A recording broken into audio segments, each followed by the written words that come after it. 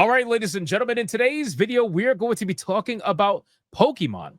And we are also going to be talking about Nintendo, because the headline that you are reading right now on screen has to be one of the most ironic, one of the most ridiculous headlines that I think any of us can read, considering the situation that's happening right now between Nintendo and palworld, right? Everybody knows that Nintendo is suing palworld because they got felted. Everybody knows that Nintendo got in their feelings because they were unbelievably comfortable as a company and they didn't want to give people what they wanted, which was a pretty much an MMORPG Pokemon game or an online consistent world Pokemon game. People wanted that. People absolutely craved that. And then what ended up happening? Well, palworld came out with their own thing and completely took the world by storm to become the #2 highest concurrent player count game ever on Steam. It absolutely destroyed the records, destroyed the numbers, and before you knew it, massive success followed their way. Well, Nintendo didn't like that. Nintendo doesn't like when you make money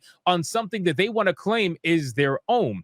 And now the ironic thing about all of this is that Pokemon trading card game apparently just completely pulled down a card design because they stole art from a fan.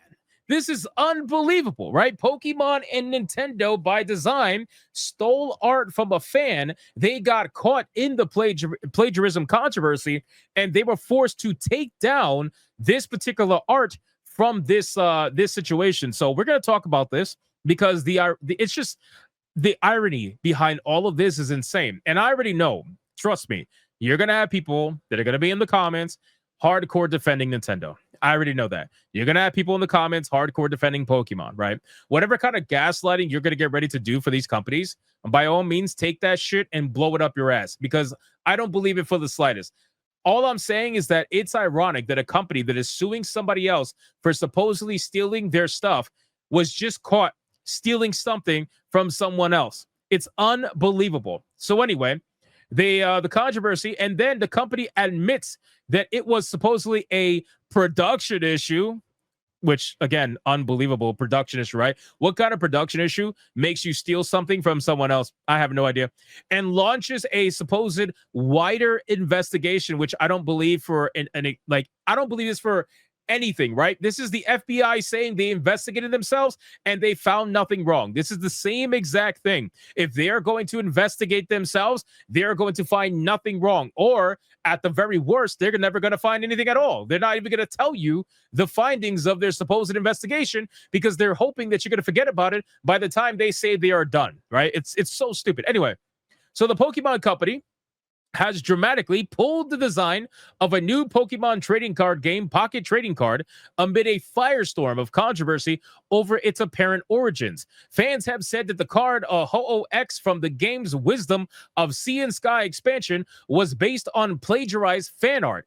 And in a statement issued today, the Pokemon Company essentially admitted as such. Now the card's artwork, alongside that of its sister Lugia X card, which also features the whole design, have been pulled from the game completely, just mere hours before Wisdom of Sea and Sky's global launch. Addressing the situation, the Pokemon Company said that it deeply apologized for any inconvenience. It was now conducting a review of all of the cards to ensure that no other designs were at fault. Guys, are you serious right now?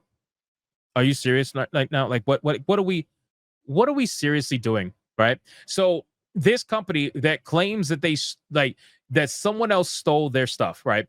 This company that is currently suing palworld, okay? In case you guys forgot, the lawsuit has been going for a long time, okay? The lawsuit is still heating up to the point where Nintendo is apparently shifting strategies for the lawsuit against palworld because they're trying to figure out how to win, because the lawsuit isn't exactly looking in their favor, ironically, right? The dispute with palworld developer Pocket Pair has been unfolding for months and is poised to become a landmark case in video game patent law.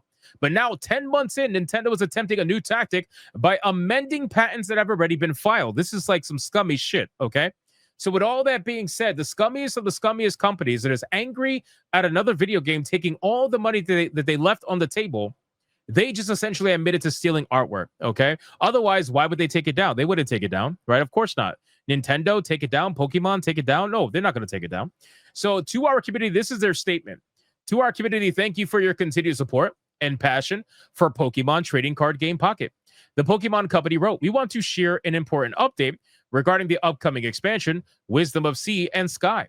It has come to our attention that there was a production issue regarding the illustration of Ho-Oh featured in the immersive card artwork for Ho-Oh X 3-star and Lugia X 3-star.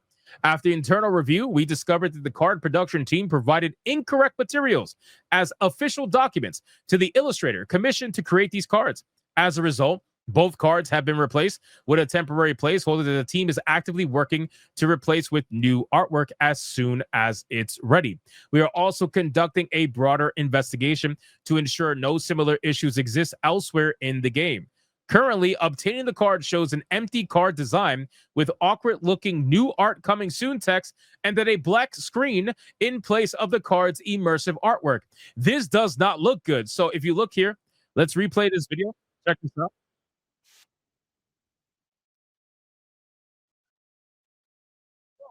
Look at this. This literally screams guilty to me. Right? This screams guilty to me. Just look at this. New art coming soon. Enjoy your Ho-Oh EX card with no art on it whatsoever. It's like, bro, just you guys literally are admitting you stole this, bro. You're admitting this. What are you doing? Right? It's so funny to me. If you keep playing it, look. If you keep playing it, look, it's hilarious, bro. And a black screen. Look at this. Literally black. This is so great. This is so great. I love this. I love this. This is fantastic. Imagine playing this game and you pull this card and you see all the art for all the other Pokemon cards, and then you get to this one and it's like, whoops. On second thought, we really can't show you this anymore. Our legal team says it's not allowed. Yesterday's controversy, which came after the Wisdom of Sea and Sky's card design were data mined and examined online, sparked a wider discussion over the Pokemon's legal terms for fan art, which appeared to suggest the company could, if it wanted, do whatever it liked with fan-made designs. Okay, so here's the thing, right? Here's what I will say, because I dealt with this personally. All right, this entire situation, for all intents and purposes, does technically favor the Pokemon Company. All right, the reason why is because, well, let me rephrase this way. I don't know how it is in Japanese law. What I know in U.S. law is that if you make an art piece, right? If you make an art piece of a character that is copyright owned by another person or company, that is considered something totally different, and it is not copyrighted work. It's considered essentially, there's a fancy legal term for it. I forgot what it was. I think it's called derivative works or something like that. But it's basically considered fan art work. If you make a character and it is not distinguishable from the copyrighted work, and everybody can see and know that that is the character that is owned by XYZ person or a company, then it is not protected copyright art whatsoever, right? It's not protected work. It's not like if you were to make a completely new character from the ground up, that is considered copyrighted work, but otherwise it's considered derivative work. Now, again, at the very least, they can shout out the person and say, hey, we decided to utilize this art that was made by XYZ fan or whatever. But this particular situation would be in favor of the Pokemon Company. If they wanted to use it, technically, that is their character. They can use it. They own the copyright for Ho-Oh, technically, right? If you want to be really technical. But here's the thing. From a public standpoint, from a perception standpoint, from an overall, like, how people are going to feel about this, they're not going to like it, right? They are absolutely not going to like it whatsoever, and it's going to cause a massive shitstorm, which is why companies don't do it. Companies don't take fan art even though they have the copyright of the character, right? Because the person does not own the copyright of that character, so they really can't do anything. That's just how it goes from a legal standpoint. From a public perception standpoint, it is not a good look.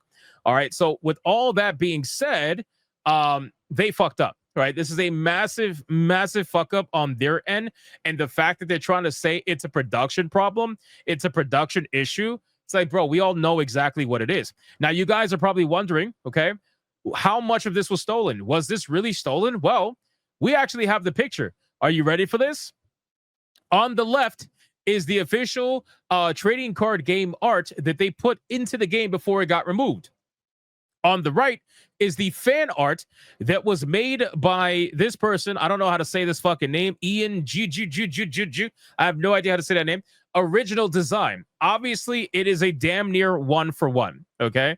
It's a damn near one for one. They literally just took the bird, they slapped it on, and they added some pretty graphics onto it. And I mean, that's basically it, right? So it's pretty damn obvious that they took the exact pose and everything from this fan art, and you could pretty much say this is like damn near close enough. Now, obviously, the graphical style is a little bit different, and that's because the one to the left is way more detailed, and it has to be because it's going on official work. It's not fan art, but still, you can obviously see that it is literally just a polished version of the one that's on the right. That is it. That is all it is. This is a one for one recreation, let's just say, of this particular photo here on the right side. So at this point, maybe they even used AI to touch it up for all I know, right? We really don't know. All I'm saying is they definitely touched it up. You can see the left is a lot more detailed, but it's the same thing, same pose, same damn near everything. So people were not happy about this. People were obviously very upset.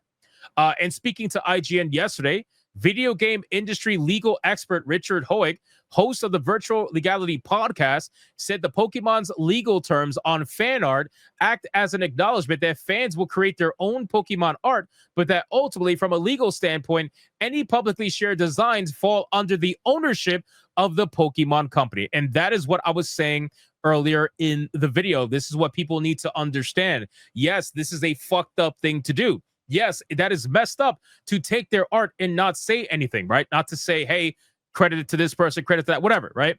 But in terms of owning the copyright, they don't own the copyright of Ho-Oh. They can't even claim that they own the copyright of that image. It doesn't work like that. Pokemon Company owns the copyright for this particular creature. There is no distinction to make this into something new. It is literally just a fan-made recreation of the original character, right? But it is still theft from a moral standpoint, and this is where people have a big problem. He says, it effectively looks like we, Nintendo, TPC, are legally still the only ones allowed to make derivative works, fan art included. But we all know you're going to do it. Hoeg said of the terms. So if you do, on the off chance it's special, we can use it without otherwise paying you, since it was ours to begin with. And that is what it basically says in their terms of service. So you guys can let me know what you think about this in the comments down below of this video. What do you think about, do you consider this to be something that should be legally pursued? Do you think it even has a legal moral ground? I don't personally think it does, but if you do, you can let me know in the comments down below. Thank you guys so much for watching this video. If you enjoyed it, consider hitting that like and subscribe button, and I will see you guys on the next one.